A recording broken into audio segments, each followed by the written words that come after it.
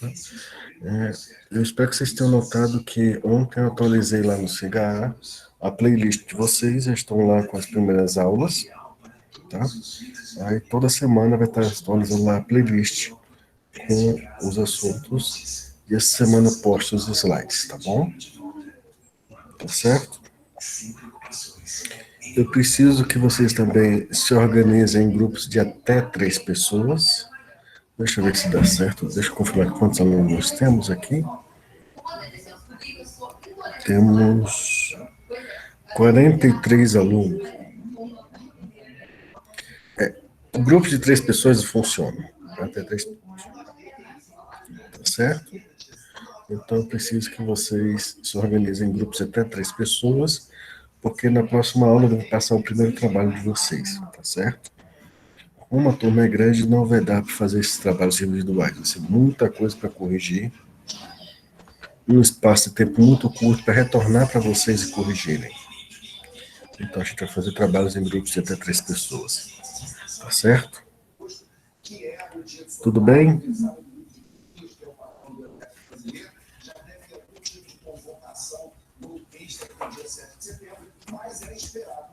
Tudo certo.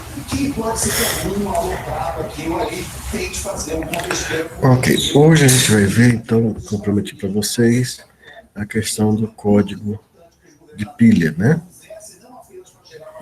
Então, deixa eu abrir aqui o código.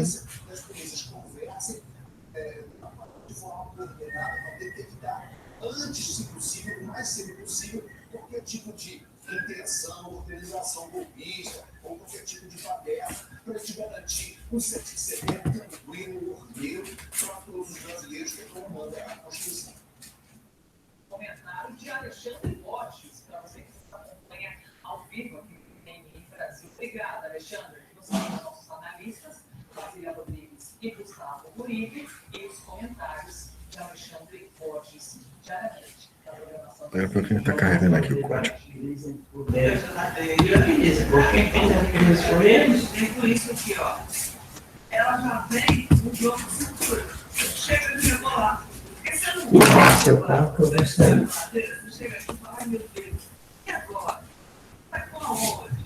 Meu Deus do céu, travou tudo aqui, foi?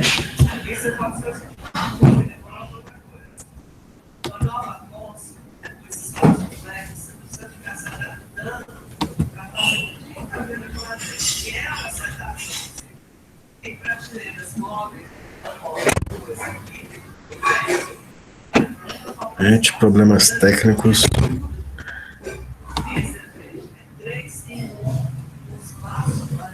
Mas a gente rejeita.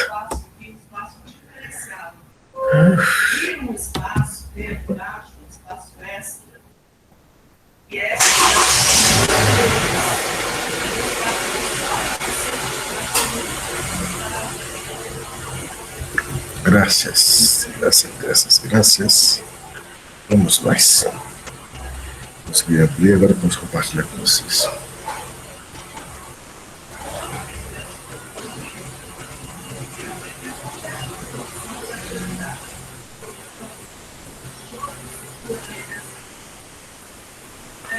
Ok, meus amigos, vamos aos códigos em Java de pilha usando vetores.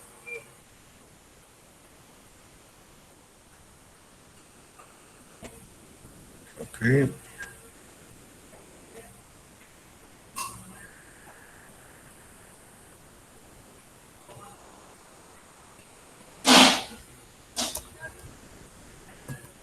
Chegou aí, né? Sim. Pronto.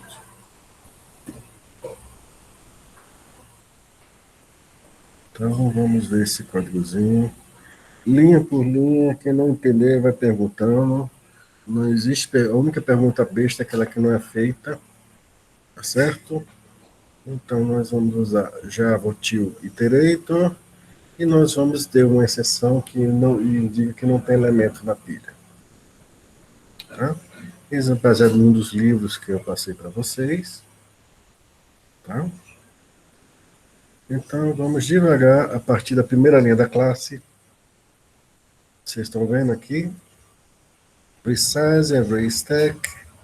E talvez vamos falar agora do primeiro elemento que talvez vocês não tenham visto, que é isso daqui. Né? Alguém já viu isso aqui antes, por declaração de classe?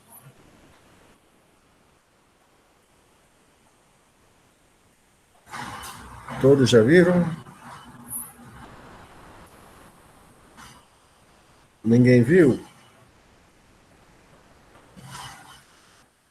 Ok, vocês estão vendo Public Class Resize Array Stack, não é isso? Isso. Vocês estão notando que tem um sinal agora de menor, algo escrito item, e o outro sinal ali de maior? Sim. Não é um Todo objeto, mundo, né? todo mundo já viu isso? Acho que sim, na cadeira de linguagem de programação. Certo, o que isso faz?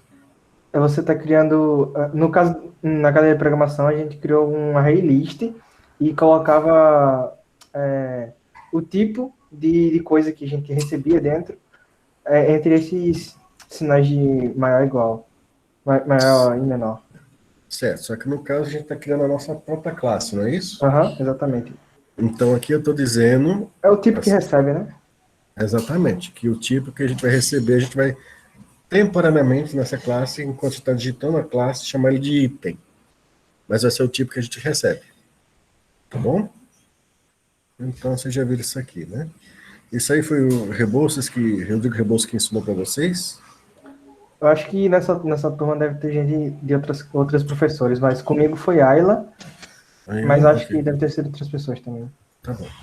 Então aqui, por exemplo, a gente vai ter um array do tipo que a gente vai informar quando der o new dessa classe. Tranquilos? Tudo bem? Ótimo. Observe que não estou usando um array list, tá certo? Eu estou declarando meu próprio array aqui. Tá? E N é o número de elementos na pilha. Criar uma pilha vazia, olha só. A, tá certo? Como eu não sei o tipo do objeto que eu vou guardar, eu crio um new object, tamanho 2 inicial, e faço o cast para o item. Porque object é a classe mãe, né? Então você consegue fazer essa atribuição para a classe filho, através do cast. E n igual a zero. Algum problema com o construtor? Bom, tinha que começar com algum tamanho, né, Bruno? Eu podia ter começado com 10, 20, podia começado. O autor do livro só escolheu um tamanho aqui. Tá bom? Você podia também fazer isso no construtor, dizer que o tamanho você recebe como parâmetro, também seria bem-vindo. Tá bom? Nada impediria isso.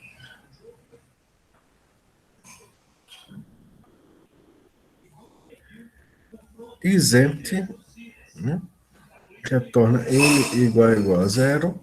Né? N é um conteúdo de elementos que a gente está guardando na pilha. Então, se for igual a zero, então, tamanho da pilha, ou seja, número de elementos na pilha, n, tá certo? E aqui nós temos a nossa função resize. Né? Vocês já viram esse comando assert?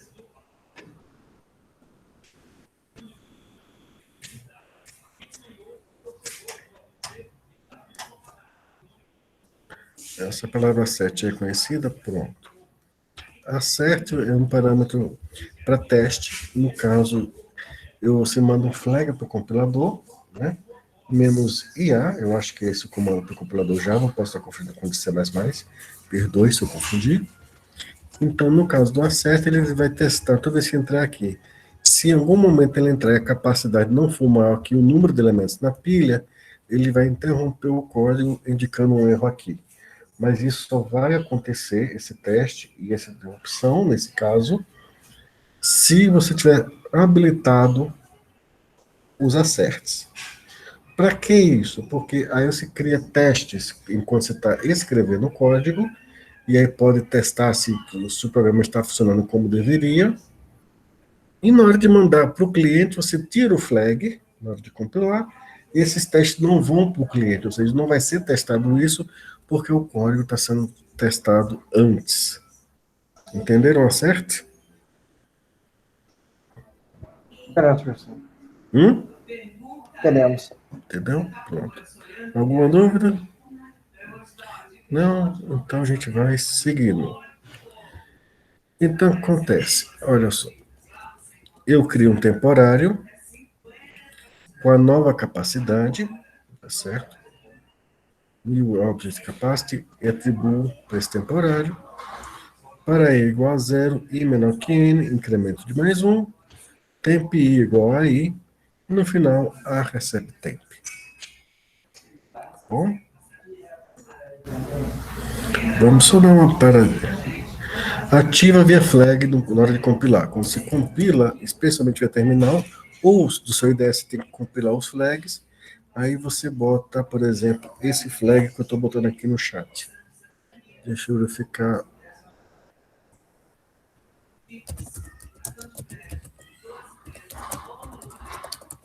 Se é esse mesmo flag, para não confundir com C++.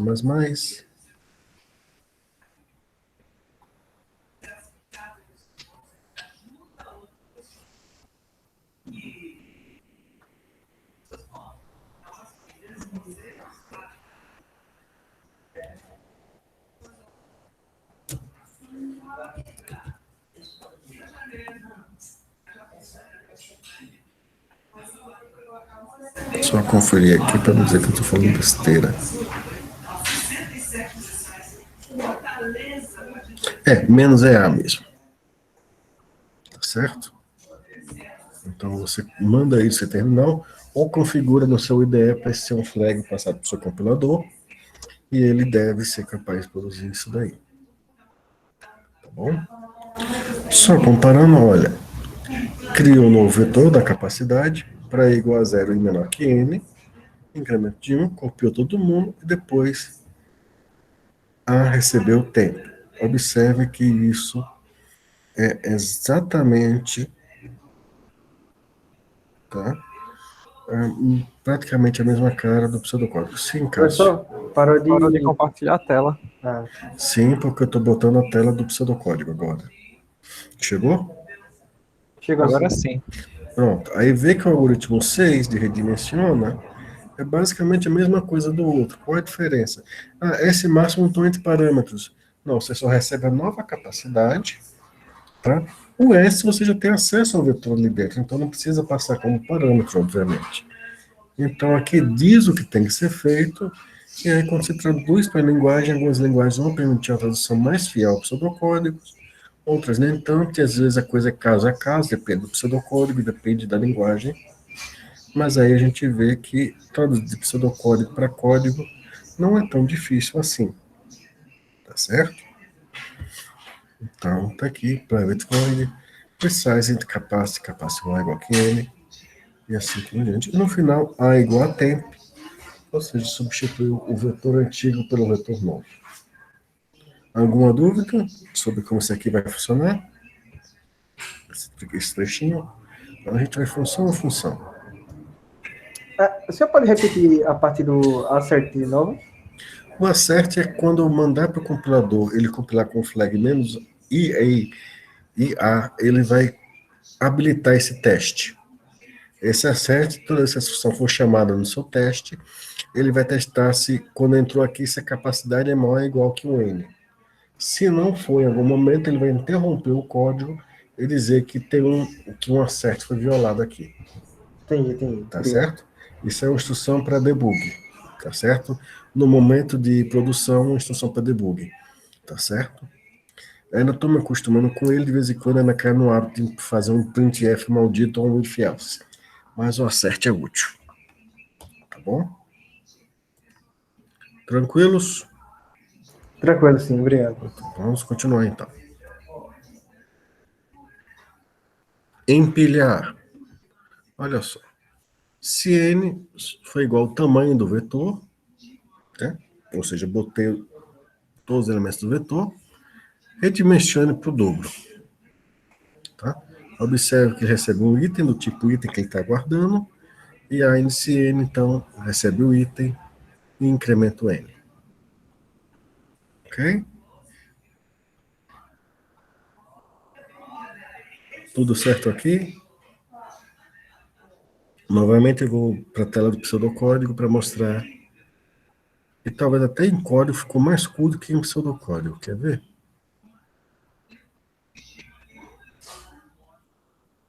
Olha só, empilhar. Se topo igual ao tamanho menos 1, redimensione o dobro do tamanho. Já chegou aí? Já. Né? Chegou assim. Pronto. Se topo chegou no tamanho, redimensione para o dobro. O dobro. O vetor no topo recebe topo mais 1. E você bota o x. Tá certo? Eu lhes disse em aula que se estivesse contando a partir do zero, se trocaria a ordem dessas duas instruções. Primeiro, S do topo recebe o x, depois você incrementa. De todo jeito, tudo funciona. Tá bom? Qualquer coisa é um debug simples. Não é muito complicado. Tá? Mas se tiver dúvidas, pergunte, pelo amor de Deus.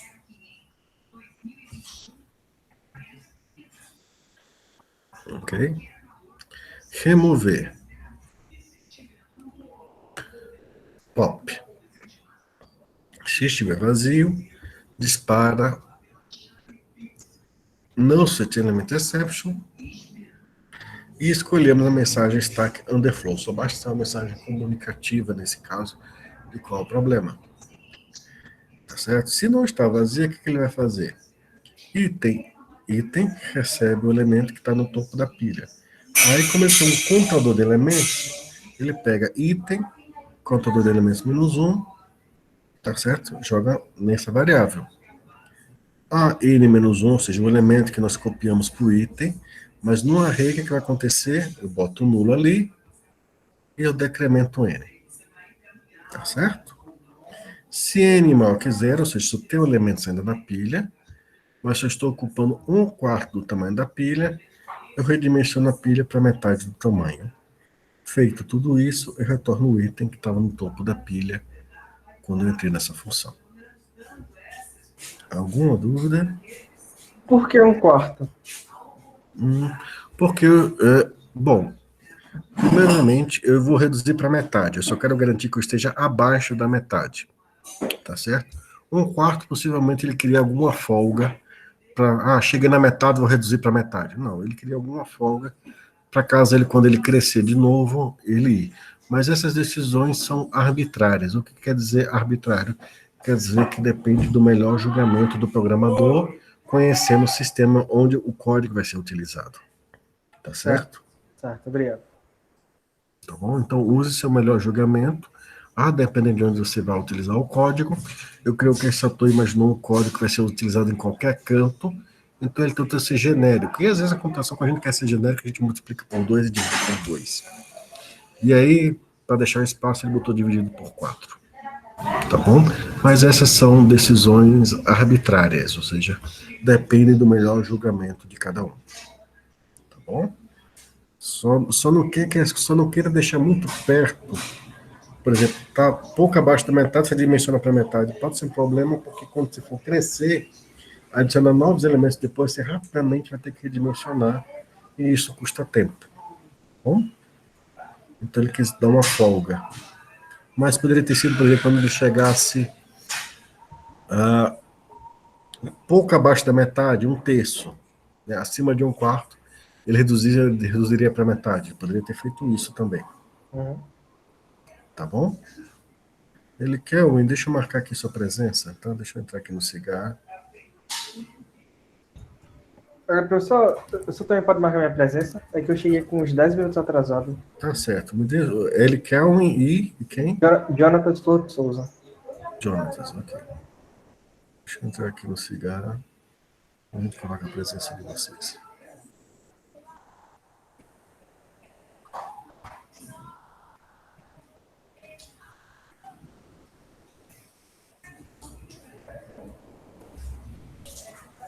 Ele Kelvin e Jonatas. Mais alguém chegou depois? Não. Então,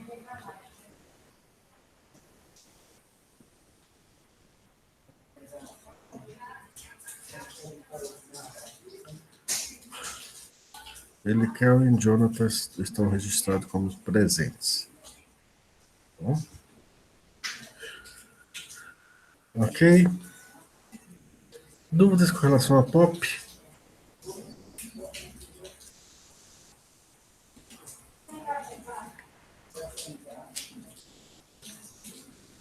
Não? Então vamos seguindo.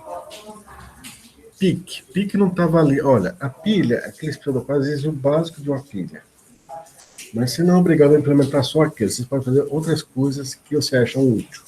Por exemplo, o autor aqui fez a opção pique. O que é pique? É dar uma olhadela. Então, se não estiver vazia, o que ele vai fazer? Ele vai retornar o elemento para o topo, mas sem tirar ele da pilha. Tá? Esse iterator eu vou deixar para o pessoal do PO te explicar, mas basicamente é uma classe para se navegar. Pelo amor de Deus, se alguém fazendo serviço aqui em casa. Navegar pela pilha sem alterar ela. Então, ela cria essa aqui, esse iterator, e vocês estão vendo isso aqui, eu não sei se todo mundo já sabe que isso é possível. Você declara mais de uma classe dentro de um arquivo, desde que ela seja aninhada. Vocês já viram isso? Eu estou perguntando que no passado houve muitos que não viram. Não é obrigado a ver, então estou perguntando. Vocês já viram isso, essa declaração aninhada de classe? Pronto. Isso é possível, Java permite isso, tá certo? Mas o que acontece? Essa classe reverse array iterator, ela só é vista pela classe stack. Nenhuma outra classe AV. Entendido? Então, nenhuma outra classe tem acesso a esse objeto. Deu para entender por que isso aí? Eu entendi o que você falou, mas eu não entendi por que fazer isso. Porque eu não quero que outra classe manipule essa aqui, nem que outra classe tenha acesso a esse iterator. É como se fosse esse iterator só vai atuar para essa classe stack. Ele é específico dela, não deve ser aproveitado para outro canto. Entendo. Tá certo? Uma outra razão que você pode querer fazer isso é para reduzir a memória do seu programa. Tá certo? Isso também reduz um pouco a memória do sistema. Tá bom? Tudo bem. O senhor pode falar de novo sobre o PIC? O pique, deixa eu voltar ali para ele, então. Ele é fora dessa classe. Eu quero que dê só uma olhadela no topo da pilha. Então ele retorna, sem tirar o elemento da pilha, retorna quem está no topo. Certo. Isso aí é só uma olhadela. Para um olhar mais profundo, ele vai usar esse iterator. Tá? O iterator é um padrão. E aí o que ele faz? Essa classe iterator, está aqui o construtor dela, public iterator, item, o construtor não, como retorno do termo iterator, e ele retorna o reverse array iterator, que é uma classe definida aqui. Essa classe, ela é para fazer iteração em cima do objeto stack, já que ele é um objeto que armazena outros objetos. Então, você precisa fazer iterações em cima dele. Então, private int i, tá certo? O i começa com n-1, ou seja, com o topo da pilha. Eu sei que tem um elemento depois do topo se o i for maior ou igual que 0. Que esquece, né, que está testando. Tá dando para acompanhar a ideia dessa classe? Aí o que acontece? Ele não aceita remover por aqui, mas ele aceita ir para o próximo. Tá certo? Então, a partir desse iterador, eu posso navegar pela pilha sem alterar ela.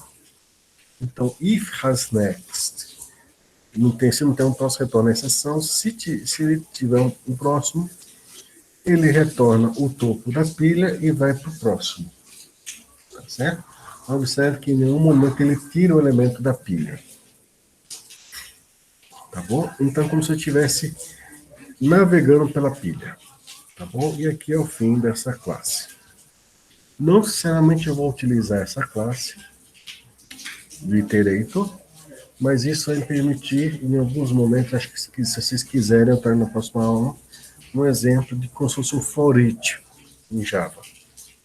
Então, para cada elemento da pilha, você pode navegar usando isso aqui. Tá certo? Observe que a navegação preserva o princípio de pilha, ou seja, os últimos elementos que entraram são exibidos antes. Dúvidas? Tudo em paz?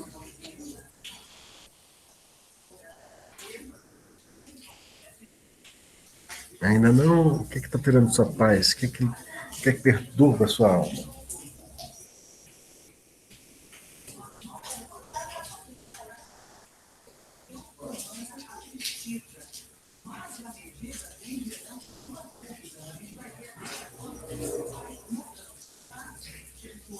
Tá de boa?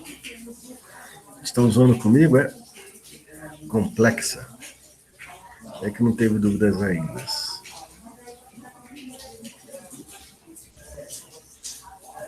Ah, barulho aqui em casa. Ok. Aí aqui temos um amém. Observação, você pode ter um amém em cada classe para testar aquela classe. Não só o amém do seu projeto principal, mas às vezes um amém em cada classe para testar se ela está funcionando direito. Tá certo? Fale, Túlio.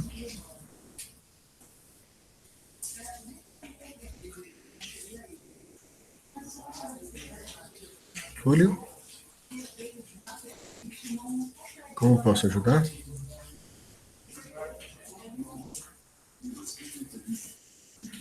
Foi sem querer.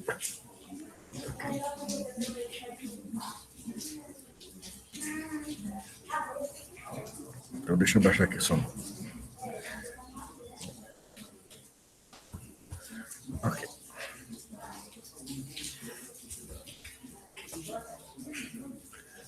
Então, como é que estamos aqui? Vamos para main. Public start flag main, string args, tá certo? Aí o que vai acontecer? Eu crio aqui agora, para essa função main de teste, o quê? Um resize array stack, ele vai guardar o quê, gente?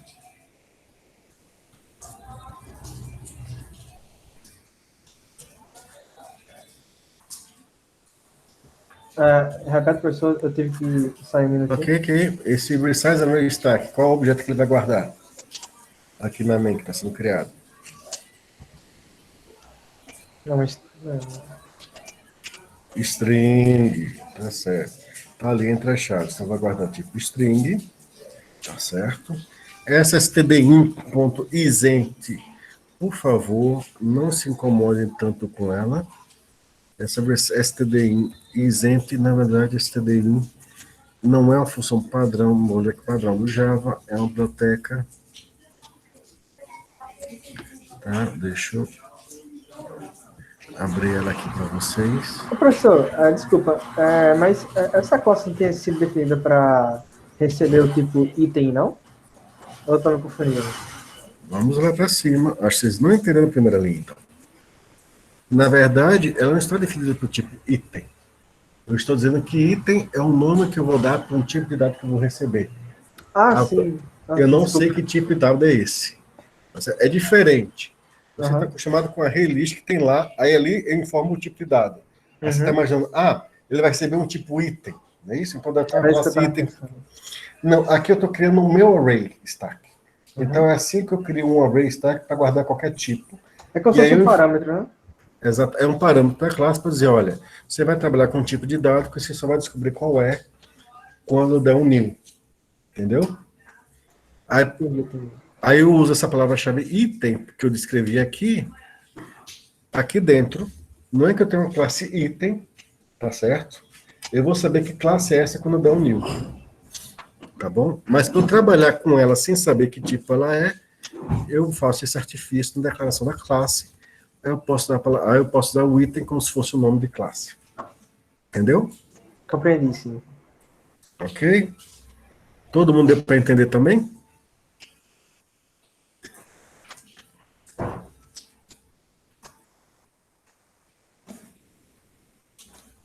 Alguém precisa de Uber?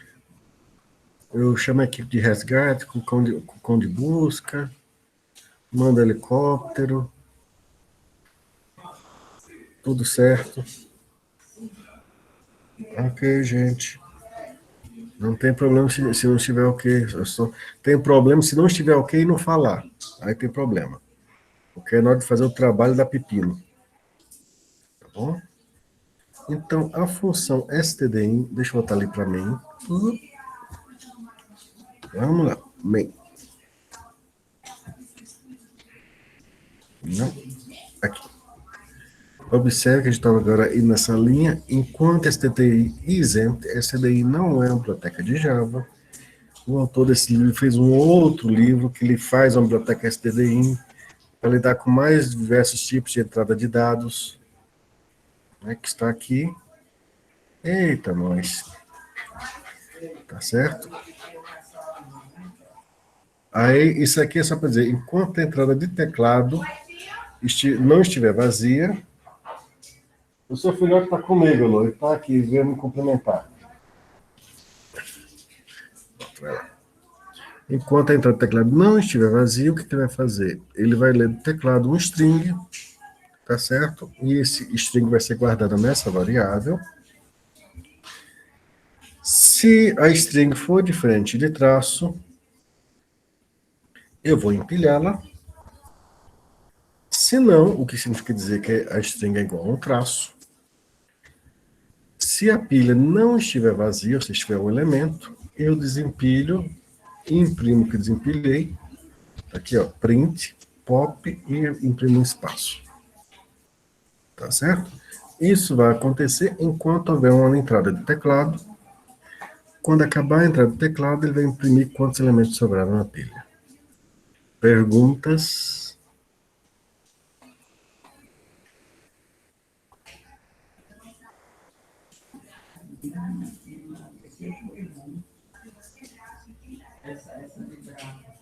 Alguma pergunta?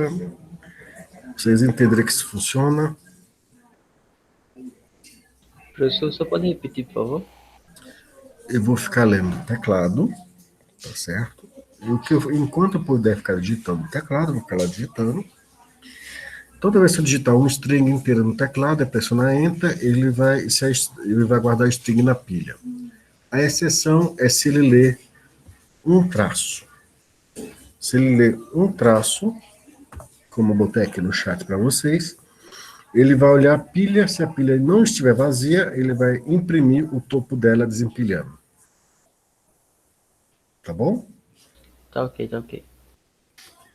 Tá ok, tá ok? Então, deixa eu fazer aqui um arquivo. E eu vou chamar esse arquivo de um arquivo de teste de destaque.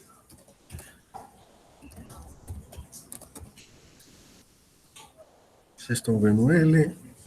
Está em branco no momento, é que vocês estão vendo ele? Dá para ver sim. Pronto. Olha só o que eu vou fazer. Vinícius, espaço. Quem mais aqui? Jonatas.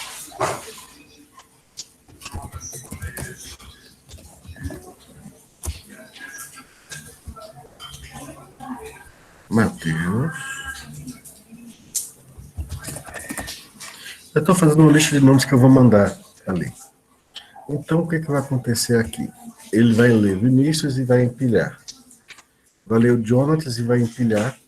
E vai ler Matheus e vai empilhar. Aí, quando ele ler um traço, ele vai tirar quem está no topo. Quem estava no topo,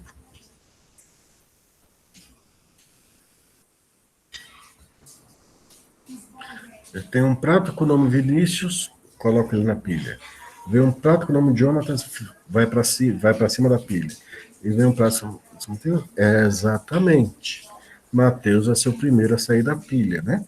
Já que é o último a entrar, primeiro a sair. Last in, first out. Certo? Então, se o meu teste continuar direitinho, quando eu fizer ele, eu vou mandar outros nomes. Jaqueline. Se eu mandar desempilhar, a primeira desempilhada vai sair Jaqueline, imprimir Jaqueline, depois vai imprimir Jonatas, que foi quem estava na pilha depois que Matheus saiu. Faz sentido? No caso, os dois traços é para desempilhar, ou o traço é para desempilhar? Essa parte do traço eu não entendi. Traço é o que significa... Toda vez que ele der um traço, ele vai desempilhar. Quantos traços eu digitei ali? 2 ali no final. Então, o que acontece? Ele colocou um prato com o nome Vinícius, um prato com com o nome Jonatas, um prato com o nome Matheus, desempilhou. Só que aí ele empilha de novo o prato de Jaqueline, tira o prato que está no topo e tira outro prato que depois tirou o outro do topo. Ou seja, 2 operações de desempilhar. Uhum. Tá certo? Entendi. Pronto. Temos o Marcos, o Túlio.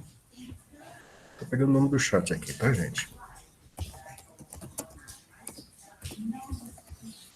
Túlio é com H, né? E é um Y.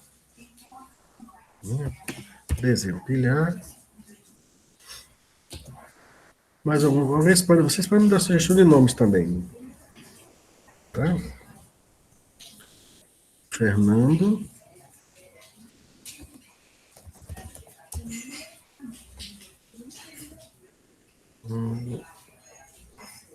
Deixa eu pegar aqui da chamada.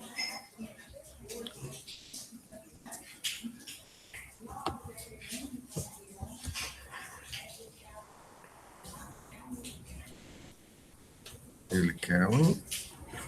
Vou pegar o E. Eu boto desempilhar, desempilhar. E por último, vou pegar esse aqui, tá? Vou acabar achando ele quer um.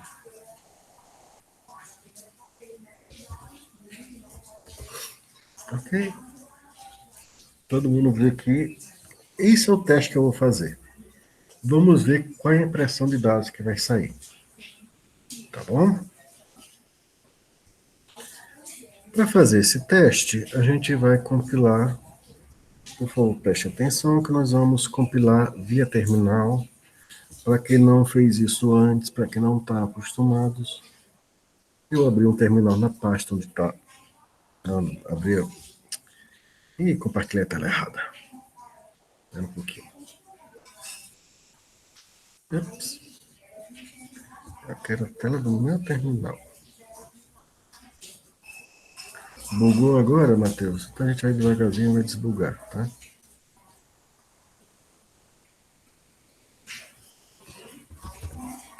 Acho que vocês conhecem a instrução de compilação, né? Resize array stack.java.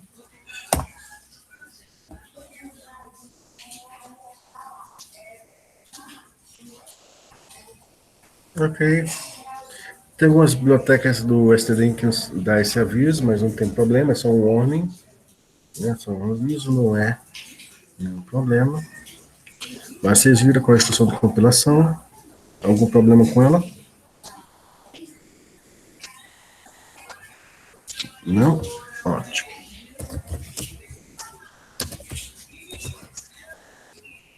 Resize array stack.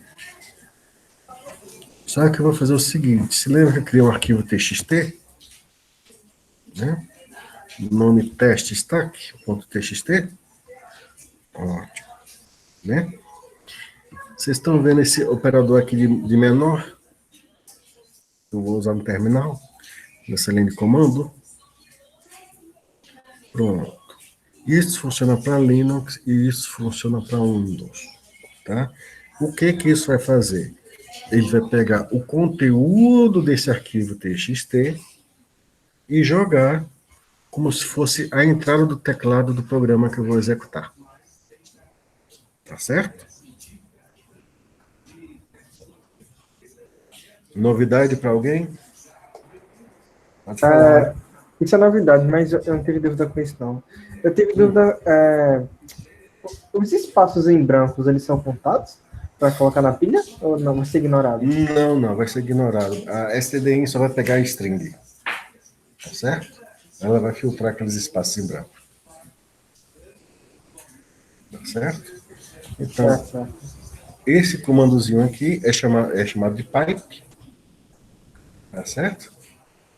E aí você joga o arquivo txt como entrada do teclado. E é ótimo você fazer testes de programas que precisam ler do teclado. Você prepara o arquivo txt, não fica digitando todas as vezes. Só digita uma vez e a vida é bela. Tá bom? E vamos lá. Ok. Matheus, Jaqueline, Jonatas, Túlio, ele quer e Fernando. E ficaram 3 na pilha. Professor, eu não entendi essa saída. Vamos dar uma olhadinha na nossa entrada, então. Olha só nossa entrada. Vinícius foi empilhado, Jonatas foi empilhado, Mateus foi empilhado. Aí ele recebeu um traço, ou seja, ele vai desempilhar. Aí nessa hora ele imprimiu Mateus. Entenderam essa parte?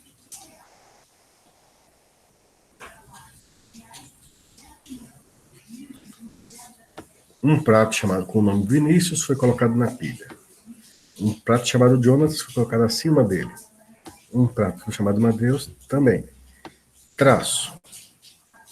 Se você lembrar nosso código, toda vez que ele der um traço, ele vai tentar dar um desempilhar. Na pilha, quem é o primeiro a sair? Matheus. O último que entrou. O último que entrou foi Mateus.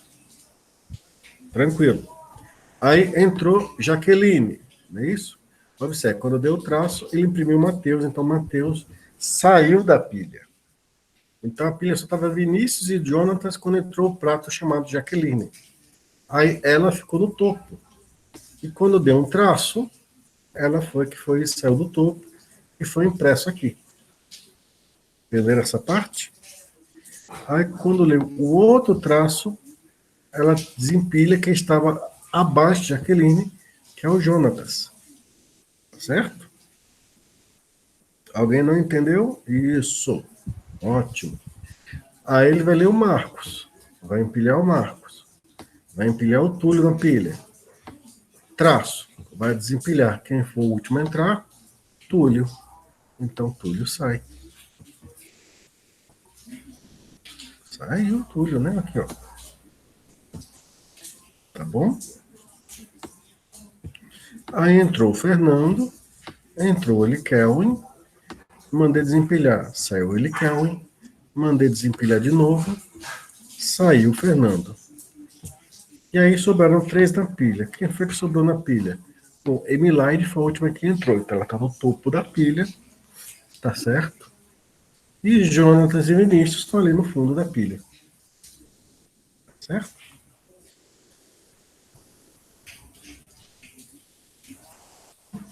Tanto é que se eu alterar o arquivo de entrada, botar mais um traço no final, e eu vou mostrar que essa entrada ficou com mais um traço no fim.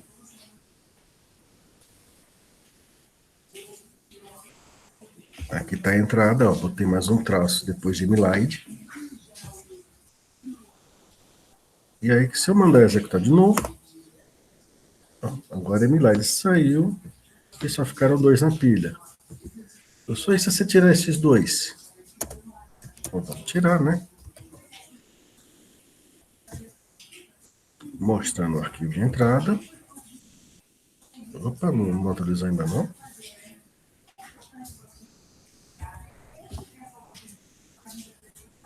Ah, não, perdoe, eu botei os traços no lugar errado. É isso que tá dando pepino.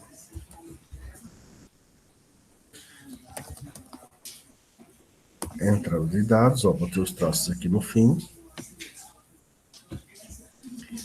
Executo. E aí retirou todos os nomes, tá certo? E não sobrou ninguém na pilha.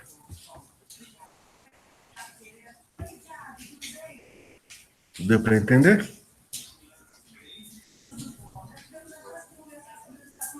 Tudo de boinha. Só um pouco confuso, porque é uma pilha e tem que entender que o último a entrar, o primeiro a sair, fica mais para acompanhar. Tá bom?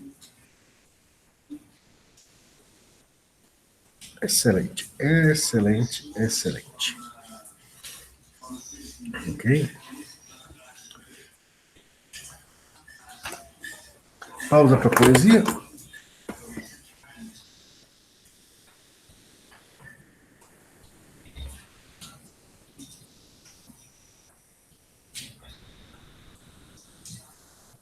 Vamos. Lições de absurdo. Qualquer barulho no corredor me assusta. O que você chamou de surrealismo para mim é essa realidade sinistra e equivocada, que pode estar em cada esquina, pode invadir seu domicílio às 3 da madrugada. Pode ver a paisana de uniforme, poderosa, absoluta, E mesmo sem nenhum barulho, você escuta. Você corre perigo enquanto dorme.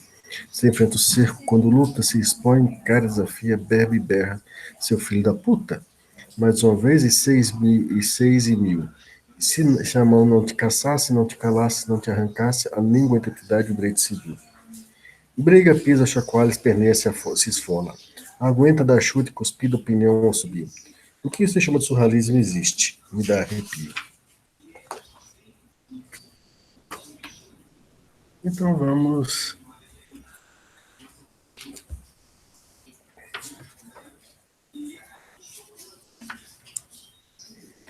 começar com a história de Feynman. Ela é um pouco compridinha, tá? A gente começa agora e termina ela na próxima aula, quinta-feira, tá bom? O nome da história é Ele Conserta Rádios Pensando.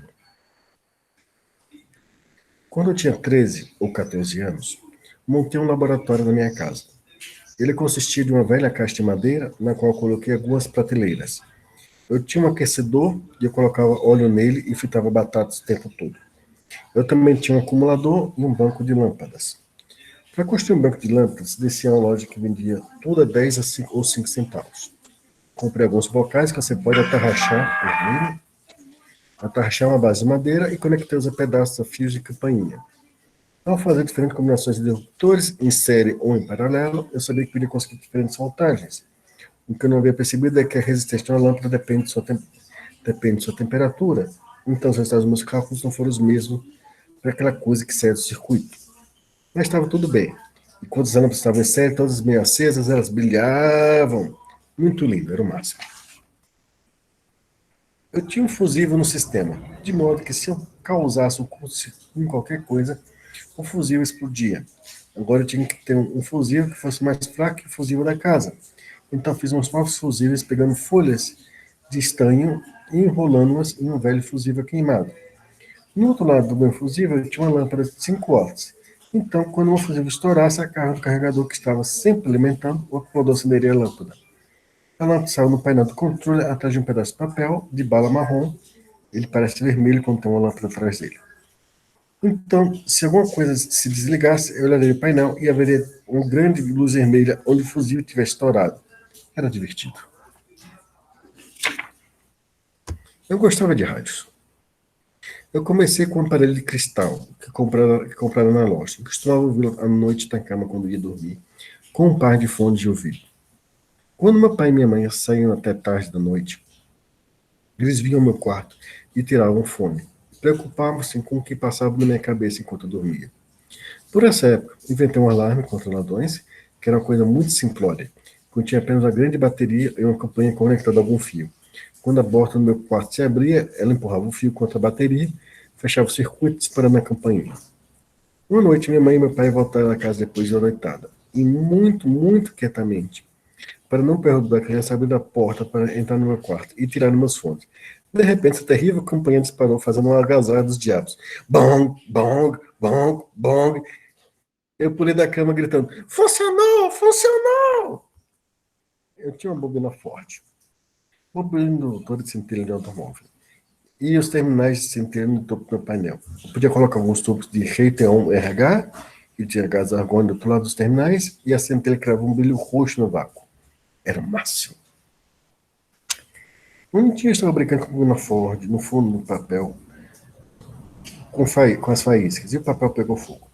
Não demorou muito, não pude mais segurar porque estava queimando perto dos meus dedos. Então, jogando um cesto de lixo de metal que estava cheio de jornal. O jornal queima rápido, você sabe. E a chama parecia bastante grande lá dentro. Eu fechei a porta para que minha mãe, que estava jogando bridge com algumas amigas da sala, não descobrisse que havia fogo no meu quarto. Peguei uma revista que estava por perto e coloquei em cima do resto para abafar o fogo. Depois de abafar o fogo, tirei a revista em cima do cesto, só que agora o quarto começou a encher de fumaça. O cesto estava muito quente para eu carregá-lo, então peguei 2 alicates, peguei o cesto, segurei para fora da janela para ventilar a fumaça. Essa é uma criança travessa, viu? No entanto, como lá fora havia vento, o vento tornou a acender e agora a revista estava fora do alcance. Então puxei o cesto para dentro de novo, percebi que havia cortina nas janelas, era muito perigoso. Peguei a revista, extingui o fogo de novo e dessa vez fiquei com a revista comigo, enquanto sacudia as brasas incandescentes do cesto de lixo para a rua. 2 ou 3 andares abaixo. Então, saí do meu quarto, fechei a porta atrás de mim e disse para minha mãe: vou sair para brincar. E a fumaça saiu comigo vagarosamente pelas janelas. Também fiz alguns trabalhos com motores elétricos e construí um amplificador para uma foto célula que comprei, que podia fazer só a campainha quando minha mão estava à frente da célula. Então consegui fazer tanto quanto queria, porque minha mãe estava sempre me pondo para fora para eu brincar. Mas geralmente eu estava em casa, passando tempo em meu laboratório. Eu comprava rádios em bazares. Eu não tinha dinheiro, às vezes não eram caros, eram rádios velhos, quebrados. E eu os comprava e tentava consertá-los. Geralmente o defeito era bastante simples. Algum fio óbvio estava solto, ou alguma bobina estava quebrada ou parcialmente danificada. Então eu consegui consertar alguns deles. Uma noite consegui pegar em Waco, Texas, em um rádio desse. Foi fantástico. Neste mesmo rádio eu consegui ouvir em meu laboratório estações de Schenectady, a chamada WGN, para essa época todas as crianças, eu, meus 2 primos, minha irmã e a criançada da vizinhança ouviam pelo rádio lá embaixo um programa chamado Eno Crime Club. Sal de frutas Eno. Era o máximo. Descobri que podia ouvir esse programa lá em cima, no meu laboratório pela WGN, uma hora antes de ser transmitido em Nova York. Então sabia o que ia acontecer. E quando estavam todos lá ao redor do rádio, lá embaixo, ouvindo Eno Crime Club, dizia: sabe, há muito tempo que eu não ouço fulano e tal. Aposto que ele vai aparecer. 2 segundos depois, tchan, ele aparece. Todos ficaram excitados com isso. E eu previ algumas das outras coisas. Então eles perceberam que eu devia ter algum truque nisso. De alguma forma, eu sabia. Então confessei que eu podia ouvir o programa antes, lá em cima.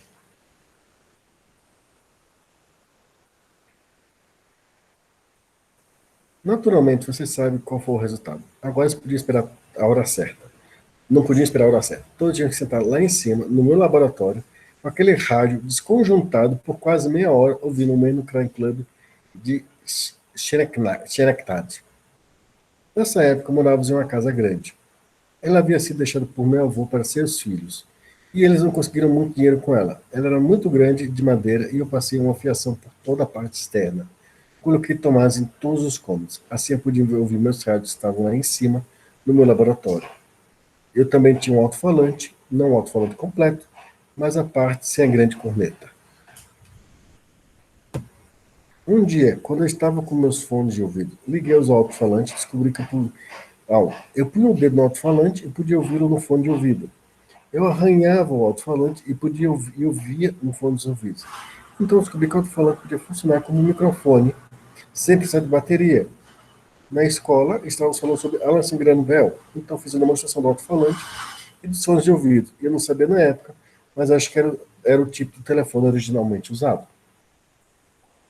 Agora eu tinha um microfone e podia transmitir lá de cima para baixo e de baixo lá para cima, usando os amplificadores dos meus rádios de bazares. Naquela época, minha irmã Joe, que era 9 anos mais nova do que eu, devia ter 2 ou 3 anos, e havia um sujeito no rádio chamado Tio Dom, que ela gostava de ouvir. Cantava músicas sobre crianças boas e coisas assim. E lia as cartas enviadas pelos pais dizendo: fulano e tal está fazendo aniversário sábado na Avenida Flatbush 25. Um dia minha prima França e eu sentamos. John e dissemos que havia um programa especial que ela deveria ouvir. Então começamos lá de cima a transmitir. Aqui é o tio Dom, conhecemos uma garotinha muito bacana chamada John, que mora em New Broadway. A nossa data está chegando. Não hoje, mas em tal data. Ela é uma garota muito bonita. Cantamos a musiquinha, depois fizemos a musiquinha. Fizemos tudo que tinha combinado. E quando acabou, descemos. Como foi? O programa? Gostou do programa? Foi bom, ela disse. Mas por que você fez a música com a boca? Um dia recebi uma ligação. O senhor Richard Feynman? Sim. Aqui é do hotel. Temos um rádio que não funciona e gostaríamos de consertá-lo. Achamos que você pode fazê-lo. Mas eu sou apenas um garoto, eu disse. Eu não sei como. Sim, sabemos disso, mas só achei que você viesse aqui de qualquer jeito. Bom, eu continuo essa história. Não, vou só introduzir ela, né? Era um hotel que minha tia estava gerenciando, mas eu não sabia disso. E fui lá com um grande chave de parafuso no bolso de trás. Eles ainda contam essa história. Bem, eu era pequeno, então qualquer chave de parafuso parecia grande no meu bolso de trás. O nome da história, ele consertava rádios pensando. Eu fui até o rádio e tentei consertá-lo. Eu não sabia nada, mas havia um faz-tudo no hotel, e nele, nem ele, nem eu demos por falta de um botão do rheostat para aumentar o volume. Por isso o eixo não girava. O faz-tudo saiu, limou qualquer coisa e consertou o rádio. Outro rádio que eu tentei consertar realmente não funcionava. Foi fácil, ele não estava ligado direito. À medida que os conceitos ficavam mais complicados, eu me tornava cada vez melhor e mais minucioso. Eu mesmo comprei um miliamperímetro em Nova York e transformei-o em um voltímetro, em diferentes escalas usando medidas certas, que eu calculara de fios de cobre muito finos. Ele não era muito preciso, mas era bom bastante para dizer que as coisas estavam no ponto certo em diferentes conexões do aparelho de rádio. O principal motivo pelo qual as pessoas me contratavam era a depressão. Eles não tinham dinheiro para mandar seus rádios para o concerto. E ouviram falar desse menino que faria o concerto mais barato. Assim eu subi no telhado para consertar antenas e todo tipo de coisa. Eu tive uma série de tarefas cada vez mais difíceis. Fui pegando trabalho de converter um aparelho de corrente direta para corrente alternada. E muito difícil evitar o chiado do sistema. E eu não montei tudo certo. Eu não devia ter pego aquele trabalho. Mas eu não sabia. Um trabalho realmente sensacional. Na época que eu estava trabalhando no tipógrafo, um homem sabia que eu estava tentando conseguir trabalhos para consertar rádios. Então mandou uma pessoa na tipografia para buscar-me. O cara é obviamente pobre. O seu carro está todo despencando. E vamos à sua casa, que fica na parte barata da cidade. No caminho, qual o problema com o rádio? Ele me disse, quando eu ligo, ele faz um barulho. Depois o barulho para e tudo fica bem. Mas eu não gosto do barulho. Eu penso comigo mesmo, que diabos? Se ele não tem dinheiro, acho que pode aguentar um barulhinho por um tempo. O tempo todo no caminho da sua casa ele fica me falando coisa. Você sabe uma coisa sobre rádio? Como você conhece rádio? Você apenas um garotinho. Ele vai o caminho todo, pondo para baixo, eu pensando, qual o problema com ele? O rádio faz um barulhinho. Mas quando chegamos lá e fui no rádio, liguei. Barulhinho? Meu Deus! Não é de estranho que o problema não suporta esse barulho. A coisa começou a rugir, tremer. Oh, mas não me contar de barulho. Então ele parou e começou a tocar direito. Eu comecei a pensar, como isso acontece? Começo a andar de um lado para o outro, pensando. E descubro que uma das formas que isso poderia acontecer seria os tubos estarem esquentando na ordem errada. Ou seja, o amplificador todo quente e os tubos estarem prontos sem nada para alimentá-los. Ou haveria um reto-circuito alimentando eles, ou algo errado na parte inicial, a parte da frequência do rádio. E assim está fazendo uma porção de barulho captando alguma coisa. Enquanto o circuito de frequência rádio finalmente se sintoniza e as voltagens do valores se ajustam, ficava tudo bem. Então o cara diz, o que você está fazendo? Você vem consertar o rádio, você fica andando de um lado para o outro. Eu digo, estou pensando. E aí diz para mim mesmo, tudo bem, tira os tubos e reverta completamente a ordem do aparelho. Muitos aparelhos daquele rádio, naqueles dias, usavam os mesmos tubos em diferentes lugares. Acho que eram 212 ou 212A. Daí um 212, todo lugar, o rádio ligou quieto como gordeiro. Ele espera até aquecer, então funciona perfeitamente, sem barulhos. Quando uma pessoa foi negativa em relação a você, e você faz algo assim, geralmente ela muda completamente para compensar você. Ele me conseguiu os trabalhos e dizia a todo mundo que gênio incrível era, dizendo, ele conserta rádios pensando. Toda essa ideia de pensar para consertar um rádio, um garotinho para e pensa, descobre como fazê-lo. Ele nunca pensou ser possível.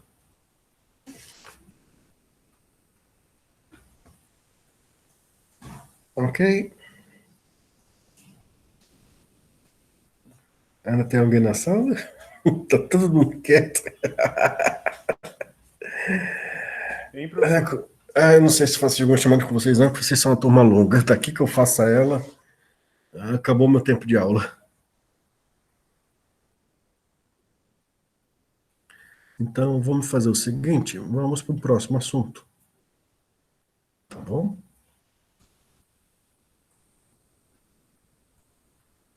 Agora que nós já sabemos pilhas, vamos começar a falar de filas. Certo? A gente já viu isso aqui, já viu essa parte de direito, pá. Aplicações de pilha, nós já falamos disso. Opa, não tem uma aplicação importante de pilha. Ok.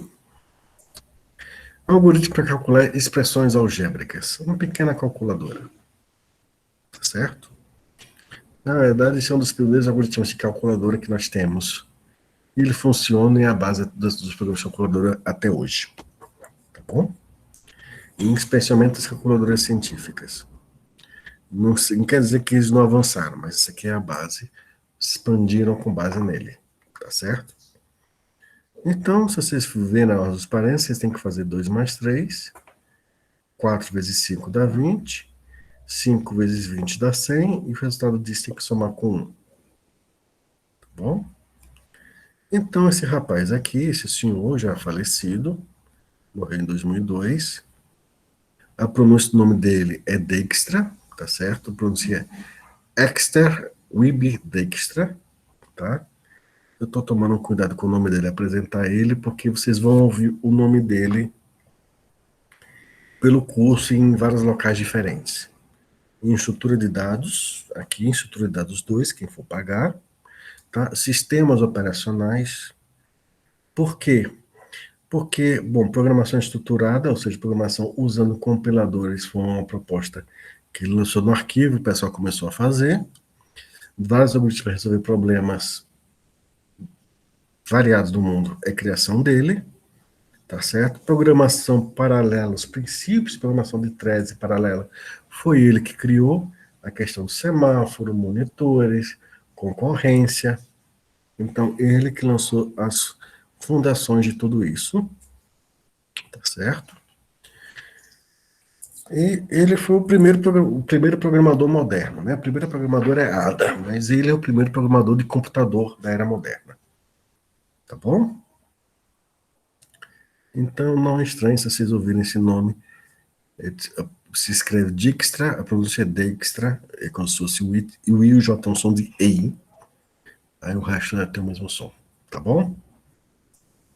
Apresentados ao rapaz, ao senhor,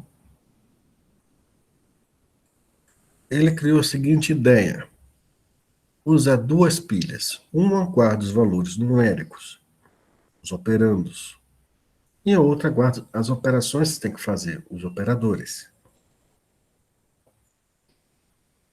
Tá certo? Então você vai ler a expressão e vai seguir os seguintes passos. Se você lê um valor, coloque na pilha de valores de operandos. Se você lê um operador, coloque na pilha de operadores. Se você lê um parênteses esquerdo, ignore ele, não faça nada. Se você lê um fecha parênteses, parênteses à direita, retire o operador e os valores necessários, e execute a operação indicada pelo operador e o resultado vai para o topo da pilha. Deixa eu mostrar isso aqui para vocês. Cadê meus vídeos?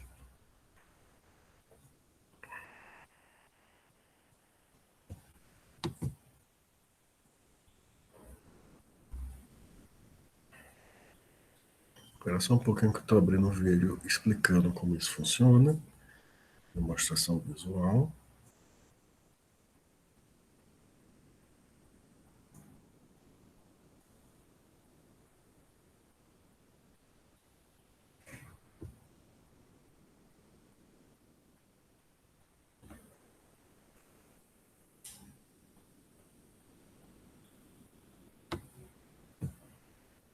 Pois. Ai, meu Deus do céu. Meu programa de vídeo daqui tá.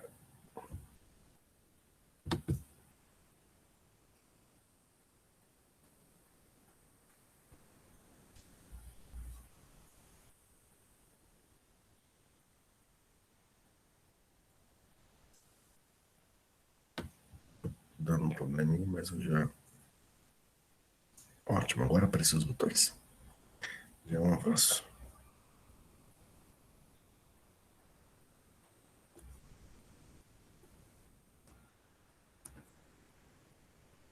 Então, deixa eu jogar vocês para essa tela.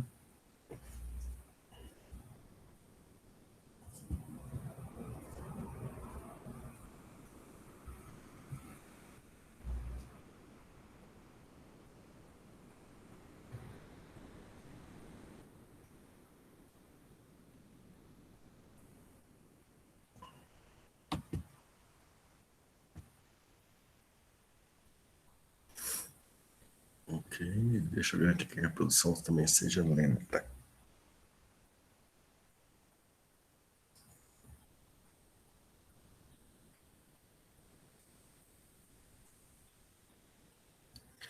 Olha o que vai acontecer.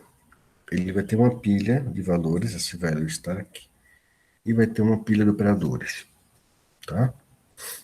Então, olha só. Parênteses não faz nada. 1 vai para a pilha de valores. Mais é um operador, pilha de operadores. Parênteses não faz nada. 2, valor. Soma, pilha de operadores. 3, valor. Fecha parêntese. Tira um operador e os operandos necessários. E o resultado vai para a pilha de valor. Vezes, é um operador. Abre parênteses, não faz nada. 4 é valor. Vezes é operador. 5 é valor. Fecha parênteses. Tira o operador e os valores. E está feito.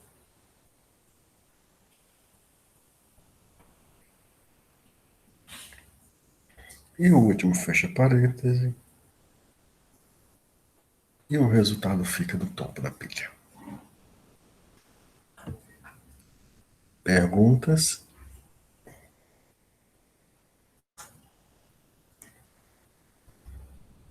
Uma máquina de estados pode fazer melhor, que ela não vai precisar dos parênteses, já que uma máquina de estados representa uma gramática, é assim que as linguagens fazem. Mas antes disso, era assim que se fazia. Tá? Mas a ideia também é a mesma. Você está estudando teoria da computação, Jonatas?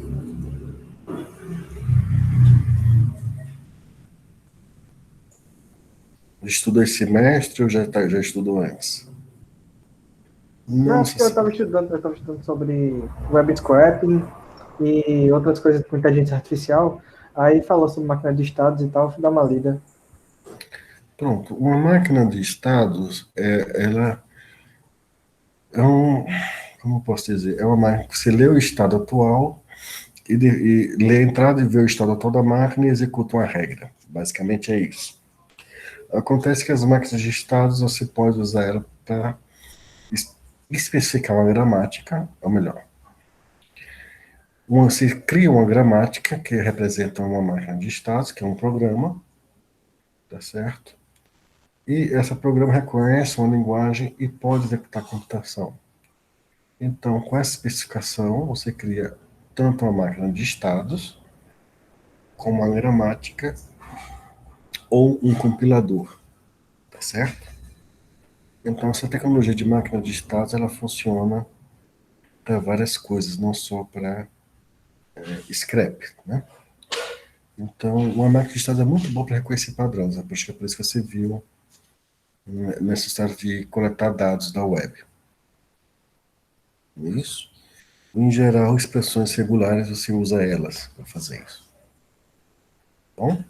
Mas observe que para uma calculadora simples, só precisa de 2 pilhas e você tem uma calculadora de expressão. Tá certo?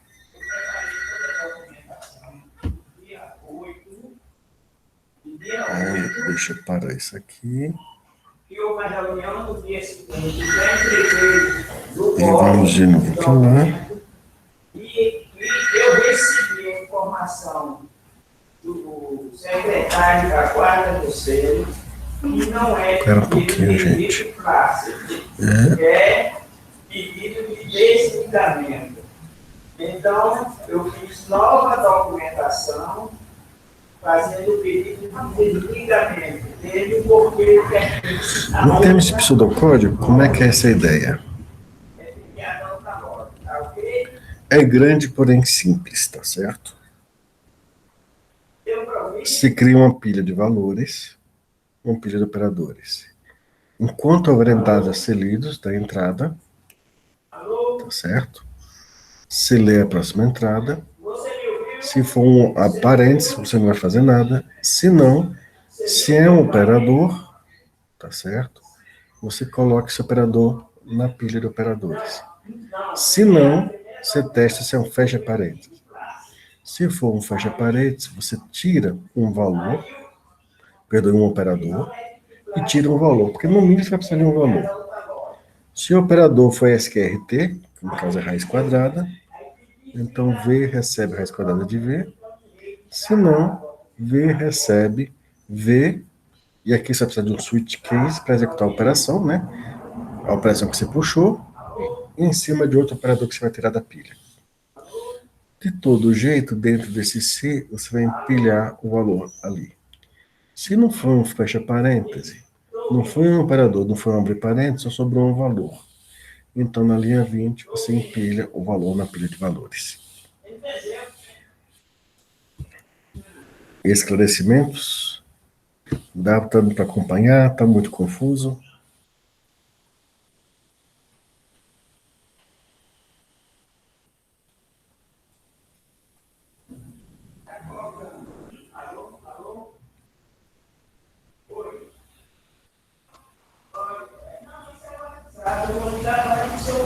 Oi? Alô? Ok. Qual é a ideia? O código a gente vai mostrar na próxima aula, tá? Crie uma pilha de valores, uma pilha de operadores. Enquanto houver dados a serem lidos, eu leio a próxima parte da entrada. Se for uma parêntese, eu ignoro, não faço nada. Se não, linha 7, eu vou prosseguir da linha 8. Esse é um operador, tá? Então, puxa operadores.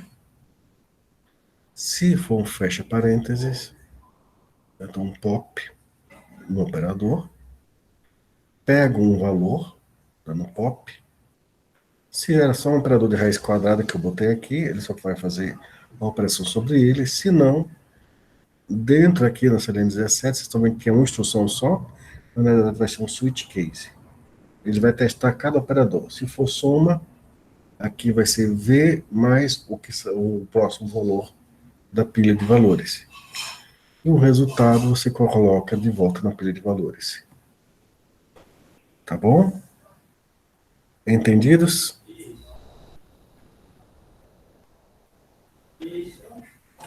Tá bom, eu vou pegar aqui o calculador e a gente vê.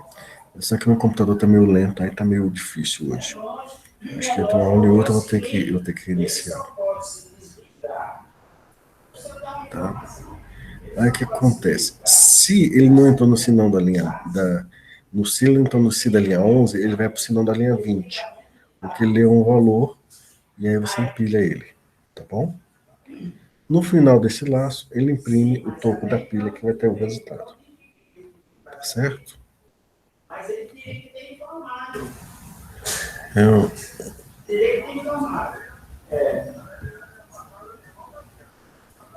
Um momento aqui, gente. Eu só interromper a gravação. Faz o seguinte, pode dar essa explicação para o Brão, que ele está sabendo